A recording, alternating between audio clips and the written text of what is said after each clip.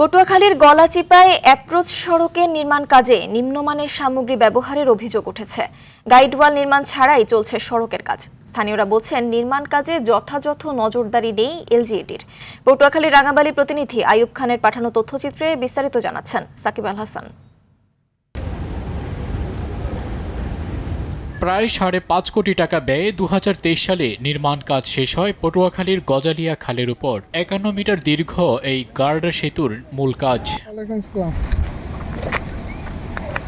তবে অ্যাপ্রোচ সড়ক অসম্পূর্ণ থাকায় দীর্ঘ ৩ বছর সেতুটির পুরো সুবিধা পাচ্ছিল না স্থানীয়রা। দীর্ঘ অপেক্ষার পর শুরু হয়েছে সংযোগ সড়কের কাজ, কিন্তু কাজ শুরু হতেই উঠেছে নিম্নমানের ইট ব্যবহারের অভিযোগ। সড়কের একপাশে ডোবা থাকলেও গাইডওয়াল নির্মাণ না করে গাছের গুঁড়ি ও টিন দিয়ে কোনোমতে মাটি ধরে রাখার ব্যবস্থা করা হয়েছে। এতে সড়কের স্থায়িত্ব নিয়ে প্রশ্ন তুলছেন স্থানীয়রা। অচাল ইট এখানে দেওয়া হয়েছিল, তখন ওই যে কবির আছে গণ অধিকারের কবির ভাই আইয়ে বলছে যে ইট দেওয়া হবে না, এখানে কাজ হবে না। নষ্ট ইট দিয়ে তারা কাজ করতেছে, বারবার মানা সত্ত্বেও এই ইটগুলো তুলতেছে, খারাপ ইট, এগুলো দিয়ে চলে না দাও।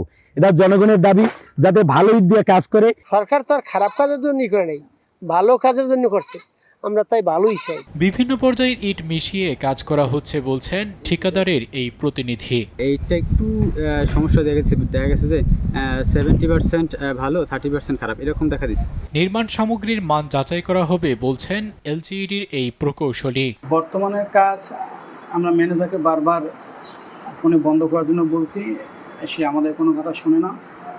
ইভেন আমি তাকে আজকে 2-3 বার ফোনও দিয়েছি, সে আমার ফোনটাও রিসিভ করে না। কর্তৃপক্ষকে আমরা অবহিত করেছি, উদ্বোধন কর্তৃপক্ষ যে সিদ্ধান্ত নেবে সেইভাবে আমরা আগাবো। নির্মাণ কাজে অনিয়ম বন্ধে যথাযথ কর্তৃপক্ষের নজরদারি বাড়ানোর দাবি এলাকাবাসীর। সাকিব আল হাসান, RTV।